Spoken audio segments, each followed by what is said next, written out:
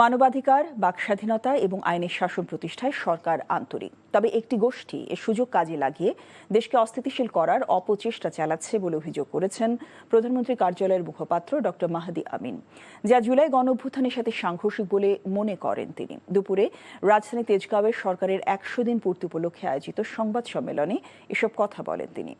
জনগণকে দেয়া প্রতিশ্রুতি অনুযায়ী অগ্রাধিকার ভিত্তিতে সরকারের নেয়া নানা পদক্ষেপের কথাও তুলে ধরা হয় সংবাদ সম্মেলনে।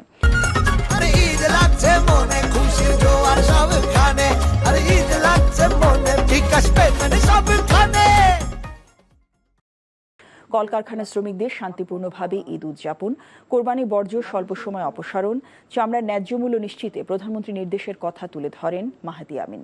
এ সময় প্রধানমন্ত্রী অতিরিক্ত প্রেস সচিব আতিকুর রহমান রুমন জানান, মত প্রকাশের স্বাধীনতার নামে কারো চরিত্র হননের চেষ্টা অপরাধের শামিল।